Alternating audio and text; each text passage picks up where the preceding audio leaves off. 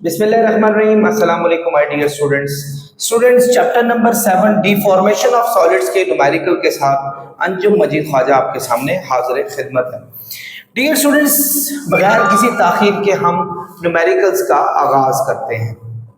Students देखें, आप calculate the mass of picture frame hanging from a steel, यानी ये एक स्टील है और ये पिक्चर हैंग हुई हुई है इसके साथ, और इसका जो स्टील का यंग मॉडुलस है, स्टील का यंग मॉडुलस है वो हमारे पास 20 multiply 10 to raise power 10 pascal दिया हुआ हमारे पास, which is sufficient to produce a force providing shear strain। और ये पिक्चर आप देखें, ये पिक्चर जैसी हैंग हुई हुई है तो यूं इसकी नेल थी, ये थोड़ी ट्विस्ट हो गई है, नीचे की तरफ चली गई है, यानी ये इसके अंदर शेयर स्ट्रेन पैदा करती है। शेयर स्ट्रेन एक्चुअली जब शक्ल में चेंजेस आ जाए तो शेयर स्ट्रेन कहते हैं, अगर लेंथ में चेंजेस आए तो टेंसाइल स्ट्रेन, अगर वॉल्यूम में चेंजेस आए तो वॉल्यूमेट्रिक स्ट्रेन, और अगर शक्ल में चेंजेस आ जाए तो शेयर स्ट्रेन। तो ये देखें, ये यहां था, ट्विस्ट होकर नीचे चला गया, इसका मतलब है शेयर स्ट्रेन पैदा हुई है इसके अंदर। अच्छा, शेयर स्ट्रेन पैदा हुई है। और बाकी given that the mail bends only 1.8 micrometre, और ये जितना ये बेंड हुआ है, ये देखें ये बेंड, इसके अंदर जो चेंज है ये बेंडिंग वाली चेंज, ठीक है, इसके मुकाबले में वो 1.8 माइक्रोमीटर है, ये यानी डेल्टा एक्स है 1.8 माइक्रोमीटर। डियर स्टूडेंट्स, इस माइक्रो का मतलब आप सबको पता है 10 पावर -6 मीटर। ये आ गया। ऑल्सो डिस्कस द रिजल्ट भी डिस्कस करना है। आपके सामने ये देखिए, ये डायमीटर दिया हुआ है नेल का, डायमीटर यानी ये 1.5 मिलीमीटर, यानी डायमीटर जो दिया हुआ है वो 1.5 मिलीमीटर। और अगर मैं इसको रेडियस में लेकर आ जाऊं, आपको पता है हमारे ज्यादातर फार्मूलों में डायमीटर तो लगता ही नहीं है, जैसे अगर हमें एरिया फाइंड करना पड़ा तो हमें रेडियस की रिक्वायरमेंट चाहिए होगी, तो डायमीटर को हाफ कर दें तो रेडियस आता है, ये आ जाएगा 0.75 मिलीमीटर। मिली का मतलब होता है 10 पावर -3 मीटर, ये इसका रेडियस आ गया। दूसरे से कहा जो बेंडिंग हुई है उसकी जो एक्चुअल जिसकी वो जो लेंथ थी वो हमारे पास y 5 मिलीमीटर थी, यानी जो y है वो 5 मिलीमीटर, जिसको हम 5 multiply 10 to raise power -3 metres भी कहेंगे। याद, और कहता है रिजल्ट को भी डिस्कस करें। चलें जी, हम रिजल्ट को डिस्कस करते हैं। फाइंड क्या करना था? मैथ्स हमने फाइंड आउट करना है। डियर स्टूडेंट्स, ये मैथ्स फाइंड आउट करना है। एक्चुअली अगर आप एक चीज को गौर से देखें कि जो आपका स्टूडेंट्स शेयर मॉडुलस का फार्मूला होता है, शेयर मॉडुलस का फार्मूला, शेयर मॉडुलस को एस से जाहिर करते हैं। शेयर मॉडुलस का जो फार्मूला होता है वो होता है shear stress over shear strain. I hope आप समझ रहे होंगे मेरी बात। Shear stress over shear strain shear modulus का फार्मूला होता है। शेयर स्ट्रेस, हमारे पास शेयर स्ट्रेस कितना पैदा हुआ, स्ट्रेस का तो फार्मूला टेंसाइल स्ट्रेस हो, वॉल्यूमेट्रिक स्ट्रेस हो या शेयर स्ट्रेस हो, आपका F/A ही रहता है। शेयर स्ट्रेन होती है, शेयर स्ट्रेन का फार्मूला आपने tan थीटा पढ़ा था, अगर याद हो, परपेंडिकुलर ओवर बेस, ये पढ़ा था हमारे पास। यानी हमारे पास कितनी चेंज पैदा हुई और उसका जो नेल की जो एक्चुअल वो थी, जो एक्चुअली बेंडिंग होनी चाहिए थी, वो कितनी थी हमारे पास, मतलब एक्चुअल कितनी थी और बेंडिंग कितनी पैदा हुई, उनकी रेशो, यानी बेंडिंग की को ऊपर रखना है। बेंडिंग हुई थी डेल्टा एक्स, यहां तो हम लिखेंगे नीचे यहां, बल्कि अगर शेयर स्ट्रेन को ऊपर ले जाए तो ये उलट हो जाएगा, यहां हम डिवाइड का साइन डाल देते हैं। चेंज ओवर जो एक्चुअल वैल्यू थी वो, तो डिवाइड आपको पता है किस में चेंज होगा स्टूडेंट्स? मल्टीप्लाई में, और चीजें उलट जाएंगी। एफ क्या है? एफ है फोर्स। फोर्स कौन लगा रहा है? ये हमारी पिक्चर लगा रही है, इसके नीचे फोर्स पिक्चर लगा रही है, तो इसलिए इसका वेट जो है ना वो सामने आएगा। ए एरिया कहते होते हैं इस नेल का एरिया, क्रॉस सेक्शनल एरिया, ये पाई r² के इक्वल होता है।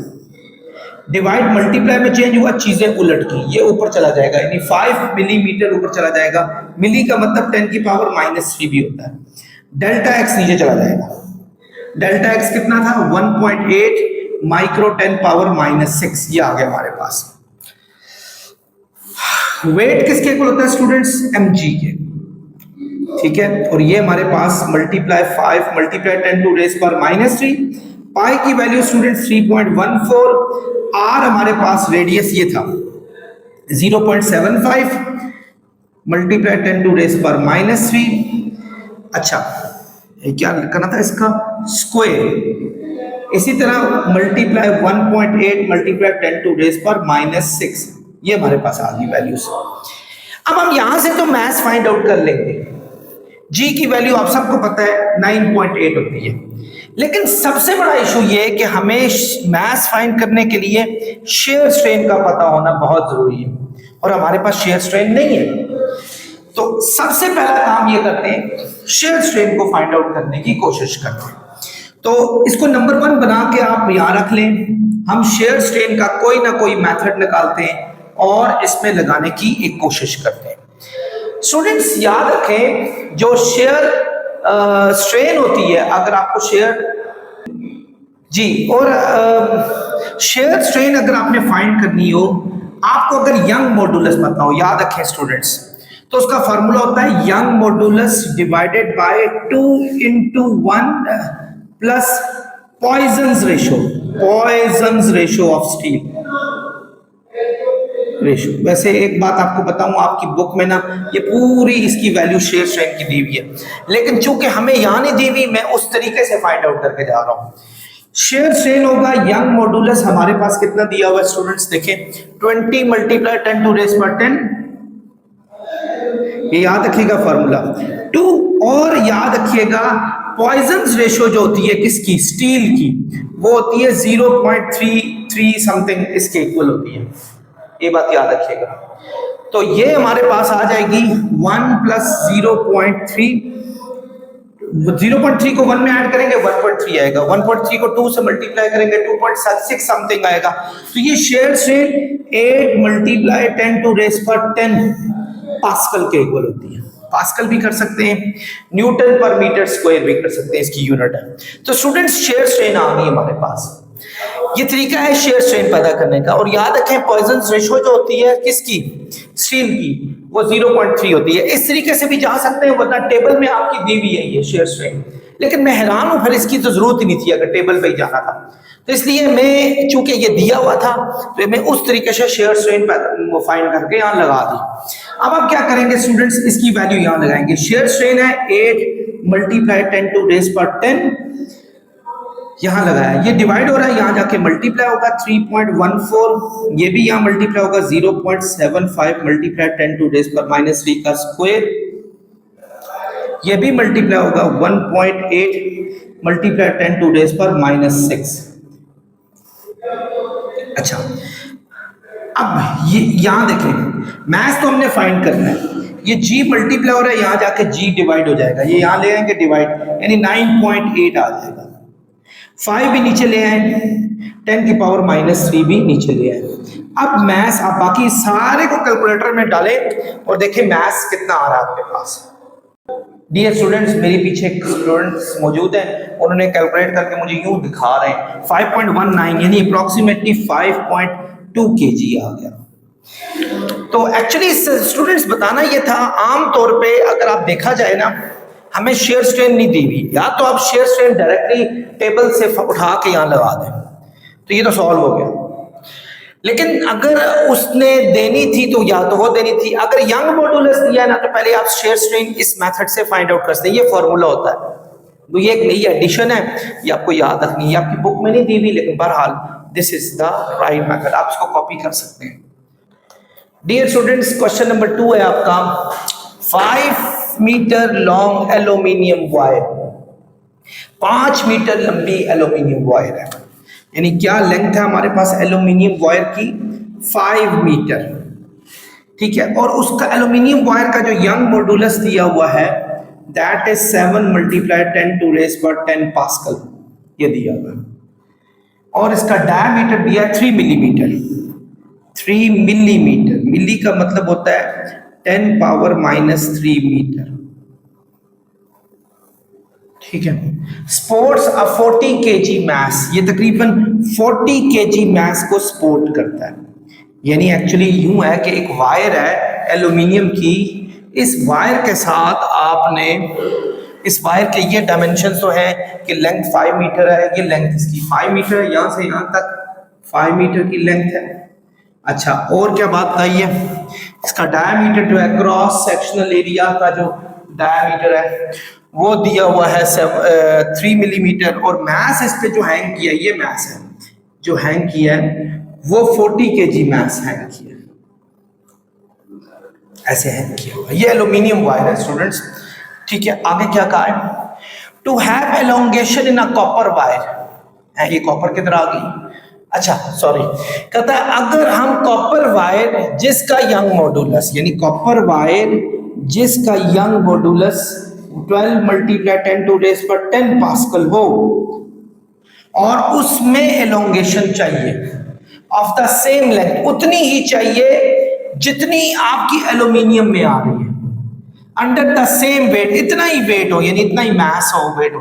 Find the diameter of copper wire, आप कॉपर वायर का डायमीटर फाइंड करें, कॉपर वायर का, यहाँ ये जो था एल्यूमिनियम का था, डायमीटर फाइंड करें।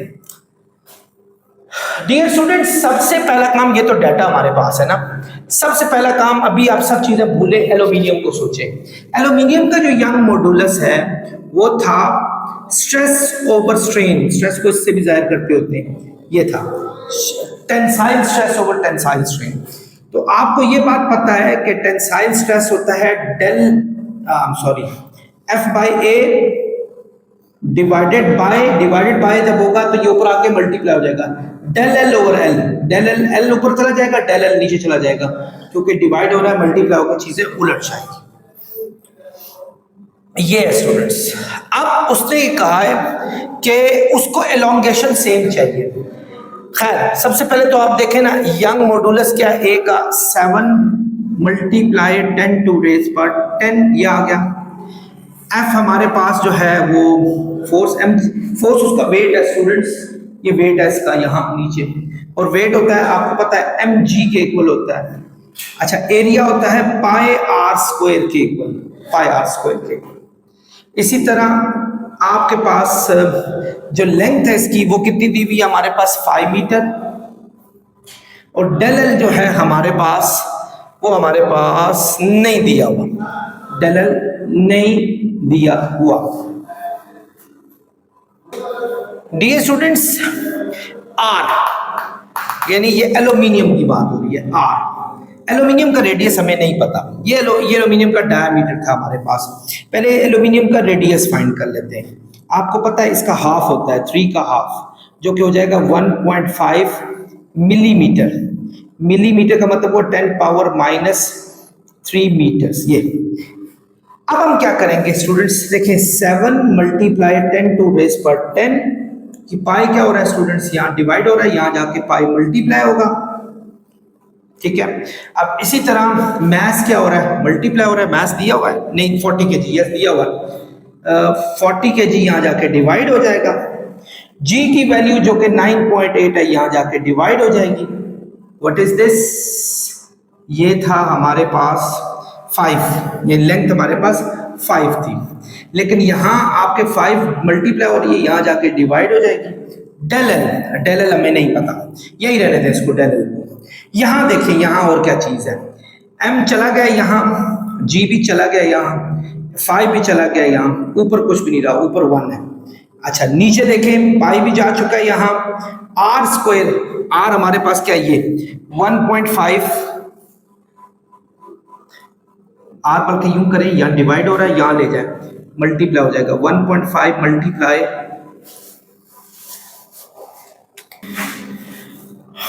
10⁻³ का स्क्वायर, ये हमारे पास r आ गया, यानी ये भी यहाँ शिफ्ट हो गया, ये भी यहाँ शिफ्ट हो गया। ऊपर रह गया हमारे पास 1 और नीचे रह गया हमारे पास डेल एल, ये रह गया। ये स्टूडेंट्स हमारे पास रह गया, और अगर हम चाहे ना तो डेल एल यहाँ से फाइंड आउट भी कर सकते हैं। तो यूं करते हैं, एक प्रॉपर्टी आप लोगों को याद होगी कि अगर मैं इस चीज को उल्टा दूं तो ये चीज भी उलट जाती है। इसको कहते होते हैं इन्वर्टेंडो प्रॉपर्टी, इन्वर्टेंडो प्रॉपर्टी कहते हैं। तो आपका डेल एल उलट जाएगा और वो ये ऊपर चला जाएगा, 40 multiply 9.8 multiply 5 divided by 7 multiply 10 की पावर 10 मल्टीप्लाई पाई का मतलब 3.14 होता है, और ये मल्टीप्लाई 1.5 मल्टीप्लाई 10 टू डेज पर -3 का स्क्वायर, ये आ जाएगा हमारे पास, डेल एल की वैल्यू आ जाएगी। यूं स्टूडेंट्स अगर हम कैलकुलेटर से सॉल्व करें तो ये 3.96 मल्टीप्लाई 10 टू रेज पर -3 मीटर आ जाएगा।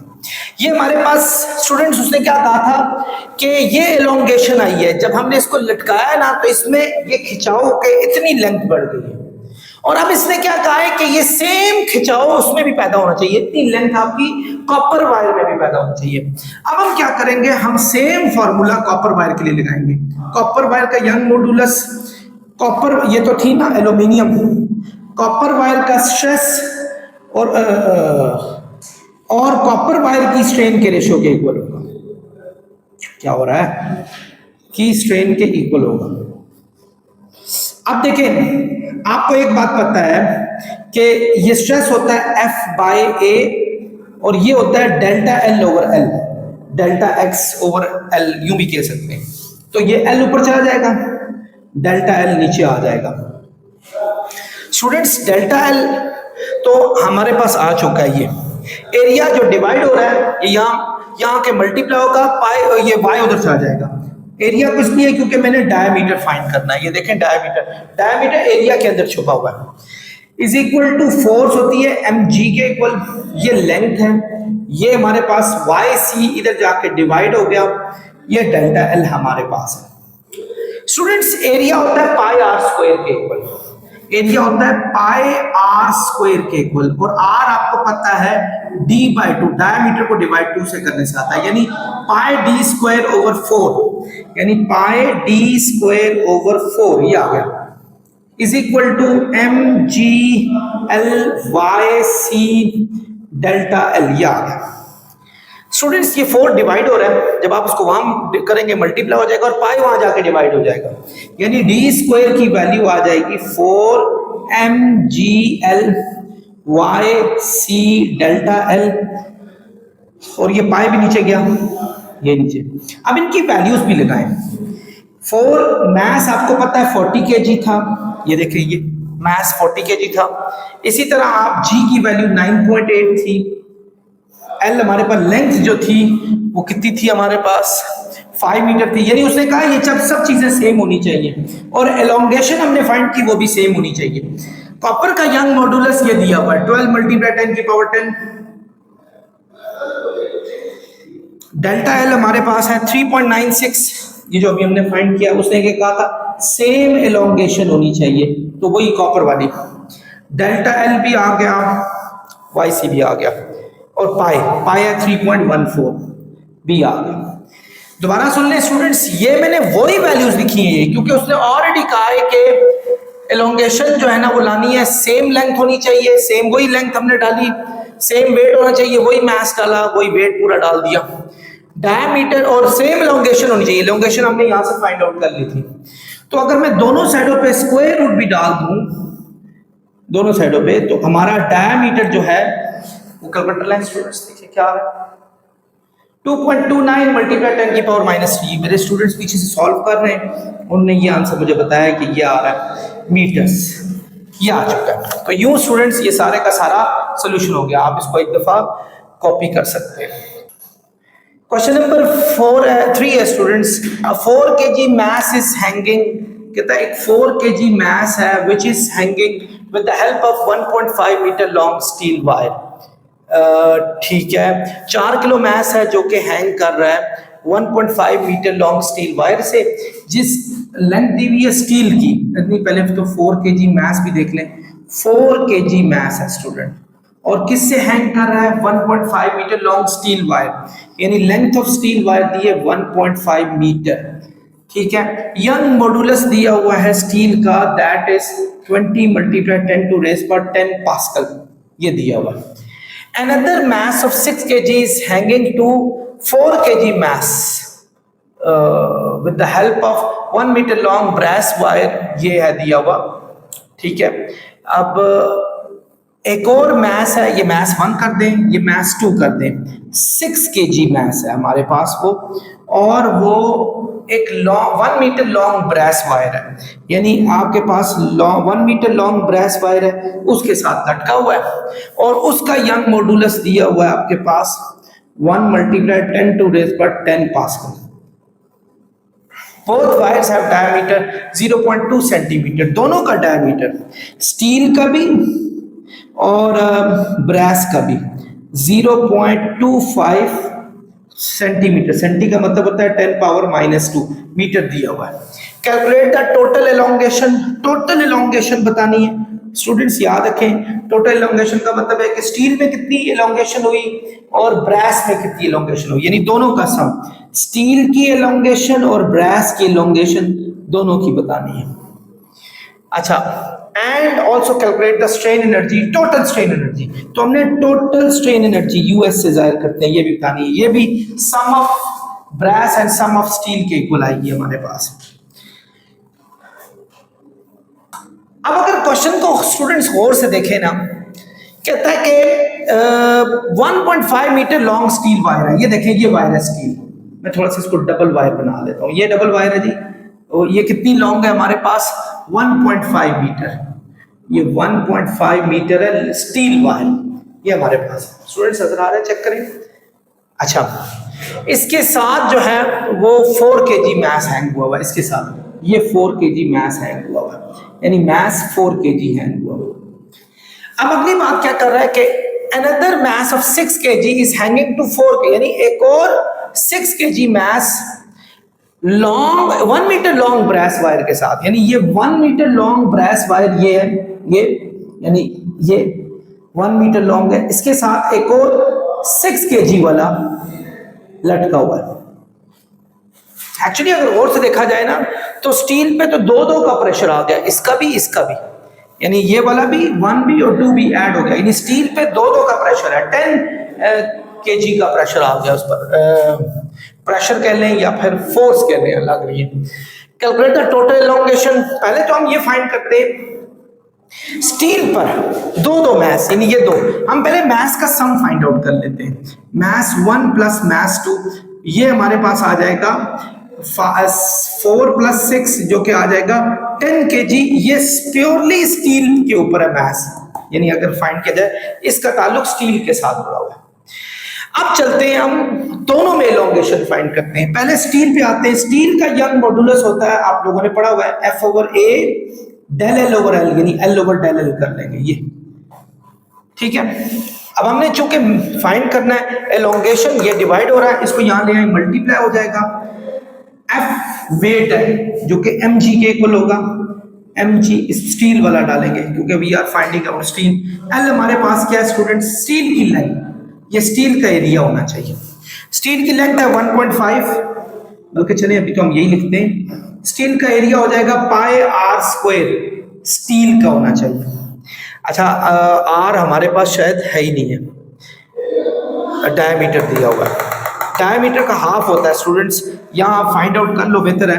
स्टूडेंट्स नजर आ रहा है, मैं डायमीटर का हाफ कर रहा हूँ दोनों का, स्टील भी और ब्रास भी, क्योंकि उसने कहा है दोनों का डायमीटर सेम होना चाहिए, तो रेडियस भी सेम होगा। सेंटीमीटर को डिवाइड 2 से करें तो 0.125 मल्टीप्लाई 10 की पावर -2 मीटर आ जाएगा, ये आ जाएगा। तो बहरहाल रेडियस भी आ गया। डेल एल हमारे पास क्या स्टूडेंट्स, ये यहाँ ले आए हैं और यंग मॉडुलस यहाँ आके डिवाइड हो जाएगा। चलिए आप फाइंड आउट करते हैं। स्टील के ऊपर मास कौन सा है, 10 kg का, ठीक है, और इसकी वैल्यू g की वैल्यू आपको पता है 9.8 होती है, तो ये टोटल वेट हो जाएगा 98। स्टील का जो लेंथ है वो हमारे पास 1.5 मीटर है, और इसी तरह पाई की वैल्यू 3.14, रेडियस हमारे पास जो दिया है 0.125 मल्टीप्लाई 10 पावर -2 का स्क्वायर, और यंग मॉडुलस जो दिया हुआ है स्टील का 20 मल्टीप्लाई 10 टू रेज पर 10, ठीक है, ये दिया हुआ है। तो जब हम डेल एल फाइंड करेंगे स्टील का, ये स्टील का हो रहा है स्टूडेंट्स, ये याद रखिएगा, ये स्टूडेंट्स आ जाएगा 1.5 मल्टीप्लाई 10 की पावर -4। मेरे जांबाज स्टूडेंट्स पीछे लगे हुए फौरन कैलकुलेट करके मुझे आंसर दे देते हैं। चलते हैं स्टूडेंट्स नेक्स्ट पर, और वो है अब हमने ब्रास का फाइंड आउट करना है। पहले तो हमने स्टील का किया था, अब ब्रास ये देखिए, इसके ऊपर सिर्फ एक ही मास हैंग कर रहा है, तो इसके ऊपर जो फोर्स लगेगी वो इसी मास की लगेगी, यानी वेट नियरली 58 या 60 न्यूटन आ जाएगा। तो ब्रास का याद रखें मास सिर्फ हमारे पास 6 kg है ब्रास के ऊपर, और कोई खास वजन नहीं है इसके ऊपर।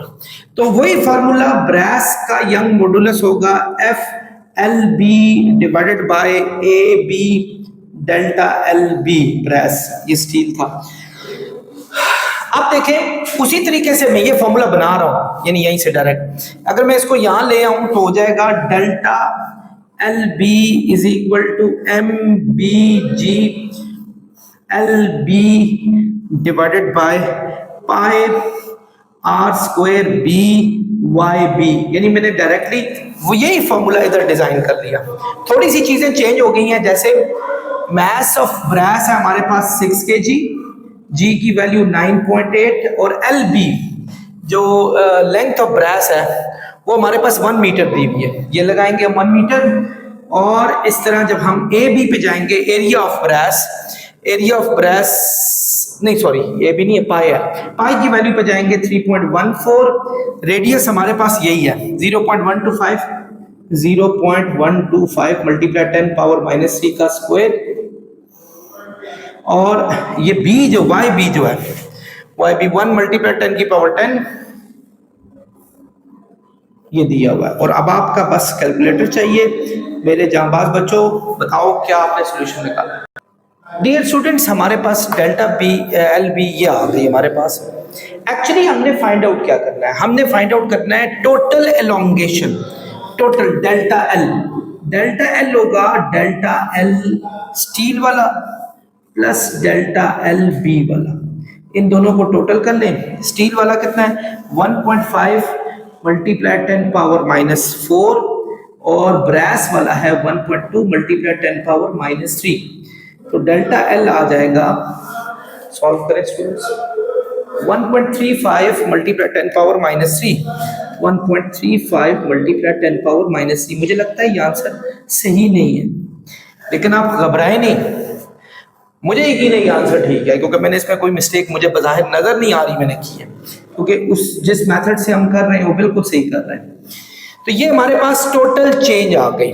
वैसे मेरे दिमाग में आ रहा था अगर ये 10 की पावर -4 होता ना, तो ये दोनों का प्लस करने से आंसर सही आ जाता 2.7, मेरे ख्याल में 2.7 ही पीछे आंसर है, मल्टीप्लाई 10 की पावर -4। तो मेरा आंसर बिल्कुल ठीक लग रहा है बज़ाहिर। रीजन ये कि उनसे शायद गलती हुई हो, उनने इसको -4 समझा हो और उसके बाद ऐड करके, क्योंकि मैंने इसको देख लिया यहाँ पीछे जितने भी स्टूडेंट्स हैं सबका आंसर यही आया सॉल्व करने के बाद। वैसे डियर स्टूडेंट्स अगर ब्रास का यंग मॉडुलस 10 होता ना, 10 मल्टीप्लाई 10 टू रेज पर 10, तो ये हमारा आंसर बिल्कुल ठीक आ जाता था, लेकिन ऐसा है नहीं है, क्योंकि यंग मॉडुलस ऑफ ब्रास जो है ना वो आपका स्टील से कम से कम 10-20 गुना कम होता है, ये पक्की बात है।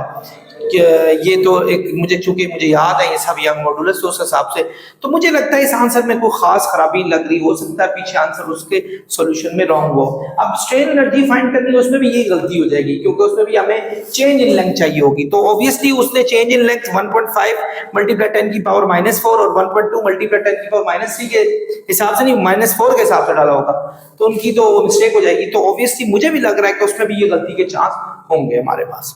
स्टूडेंट्स मैं ये मिटा चुका हूं, हमें चाहिए टोटल एनर्जी चाहिए जो कि होगी हमारे पास, स्ट्रेन एनर्जी चाहिए जो कि होगी हमारे पास स्टील की एनर्जी और ब्रास की एनर्जी, स्ट्रेन एनर्जी। तो स्टील की जो एनर्जी का फार्मूला होता है 1/2 F डेल्टा L के इक्वल होता है, बल्कि दोनों का ही फार्मूला ये होता है 1/2 F डेल्टा L होगा, लेकिन यहाँ आप B लगाएंगे, यहाँ आप S लगाएंगे, यहाँ S यहाँ B लगाएंगे, दोनों का आपने सम करना है। अब टोटल एनर्जी 1/2 स्टील पे फोर्स क्या लग रही है स्टूडेंट्स, ये स्टील था, स्टील के ऊपर ये दो मैसेज की फोर्स लग रही है। तो एक्चुअली फोर्स वेट है, वेट होती है mg के इक्वल, और डेल्टा s हमारे पास ऑलरेडी दिया हुआ है। इसी तरह 1/2 इसका जो वो भी m ब्रेस वाला होगा और g भी ब्रेस, g तो खैर g होता है, ये लगाएगा हमारे पास। दोनों में से 1/2 कॉमन लें और g कॉमन लें, बाकी बच जाएगा ये स्टील वाला। स्टील के ऊपर मास कितना है और डेल्टा s स्टील का, डेल्टा ls, और मास ब्रेस का कितना है और डेल्टा lb, ये ठीक है। 1/2 g की वैल्यू 9.8, स्टील का मास है स्टूडेंट्स ये देखें 10 kg, और इसका डेल्टा s स्टील का 1.5 मल्टीप्लाई 10⁻⁻⁴। ब्रास का मास जो है हमारे पास वो दिया 6 kg, क्योंकि ब्रास के ऊपर 6 kg है हमारे पास, मल्टीप्लाई ब्रास का जो हमारे पास है डेल्टा l, ये ब्रास का वो आ जाएगा 1.3 मल्टीप्लाई 10⁻⁻3, ये आ गया। सो स्टूडेंट्स बाकी कैलकुलेटर की रिक्वायरमेंट है, 2 को इससे डिवाइड करें, 2 4 8, 2 9 18, 4.9 आ गया। 10 को इससे मल्टीप्लाई करें, 10 पावर उसमें ऐड हो जाएगी, 1.5 मल्टीप्लाई 10⁻⁻3 हो गया। 6 को इससे करें 7.8 मल्टीप्लाई 10⁻⁻3 हो गया। तो जब हम इन दोनों को ऐड करते हैं तो आंसर आता है हमारा, कैलकुलेटर की रिक्वायरमेंट है, तो इन दोनों को ऐड किया 9.3 मल्टीप्लाई 10⁻³ किया है। तो अगर हम इन दोनों को मल्टीप्लाई करते हैं तो ये हमारे पास आ जाता है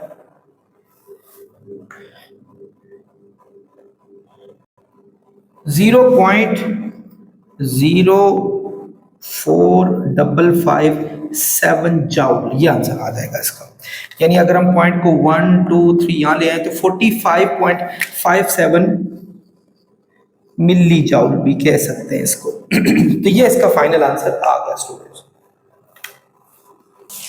डियर स्टूडेंट्स क्वेश्चन नंबर 4 की तरफ चलते हैं। A rod of 90 millimetre square, एक रॉड है जो कि 90 मिलीमीटर स्क्वायर है, हैज लेंथ ऑफ 3 मीटर, यानी एक रॉड है जिसका एरिया है, क्योंकि मिलीमीटर स्क्वायर जो है एरिया की यूनिट होती है, 90 मिलीमीटर स्क्वायर, बट ये यूनिट एक्सेप्टेबल नहीं है स्टूडेंट्स। मिली का मतलब होता है 10⁻⁻3, लेकिन चूंकि स्क्वायर दिया तो हमने उसका स्क्वायर भी लेना है। अब ये मीटर में आ जाएगा, यानी 9 मल्टीप्लाई 10⁻⁻6 मीटर आ गया।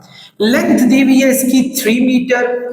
If a stress of 300 megapascal, अगर स्ट्रेस 300 मेगापास्कल दिया हो, मेगा का मतलब होता है 10⁻⁻6, +6 pascal, is applied to stretch the rod, then find the strain energy।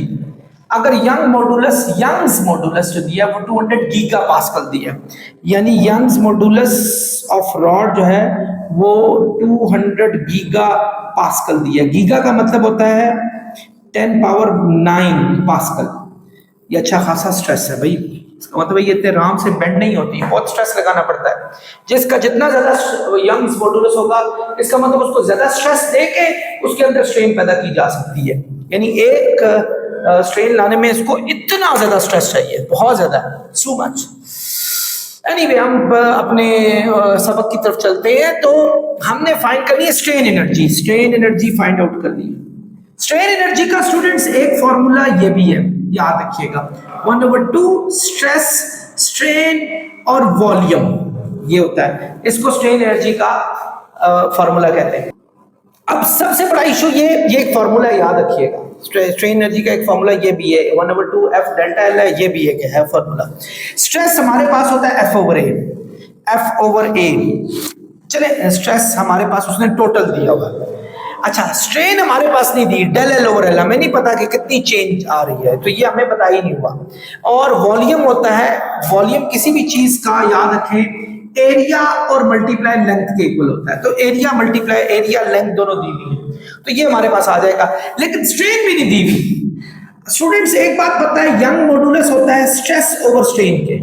Strain को अगर यहां ले आए तो यंग मॉडुलस जाके डिवाइड हो जाएगा, यानी स्ट्रेन की जगह पे हम ये भी लिख सकते हैं 1/2 स्ट्रेन की जगह पे सिग्मा ओवर वाई, सिग्मा मतलब स्ट्रेस ओवर वाई, और इस जगह पे ए और एल भी लिख सकते हैं।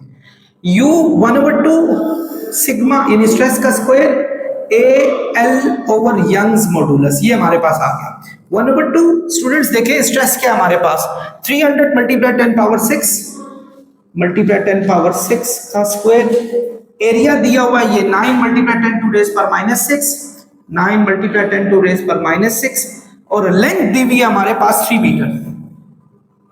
डिवाइड यंग्स मॉडुलस जो है हमारे पास वो दिया 200 गीगा, 200 मल्टीप्लाई 10 पावर 9 यानी गीगा। तो आप इसको कैलकुलेटर की मदद से सॉल्व करें तो ये आंसर आ जाएगा 60.75 जॉल। थैंक यू स्टूडेंट्स, जाबाज स्टूडेंट्स बैठे हैं जो कैलकुलेट कर रहे हैं। तो ये भी आंसर आपका मैच नहीं कर रहा, मुझे बड़ी एम्बैरेसमेंट फील हो रही है। मुझे पता है मेरे आंसर गलत नहीं है, ये आंसर बिल्कुल ठीक है। मुझे इससे ज्यादा एम्बैरेसमेंट पिछले क्वेश्चन में हुई कि देखें एक्चुअली उसने ये किया कि 10 की पावर -3 और -4 कुछ, मुझे लगता है ऐसा कोई उससे गलती हुई है जिस वजह से स्ट्रेन एनर्जी में भी फर्क आया और उनमें भी चेंज इन लेंथ में भी फर्क आया। एनीवे आप परेशान ना हो, मुझे लगता है मैंने बिल्कुल ठीक सॉल्व किया क्योंकि मेरा एक बड़ा एक्सपीरियंस है इन तमाम क्वेश्चन में। अपना बहुत ख्याल रखिएगा, कमेंट करते रहें, आप भी सॉल्व करें, कैलकुलेट करके देखें। तो मुझे याद रखें और सब्सक्राइब करें। अल्लाह हाफिज़।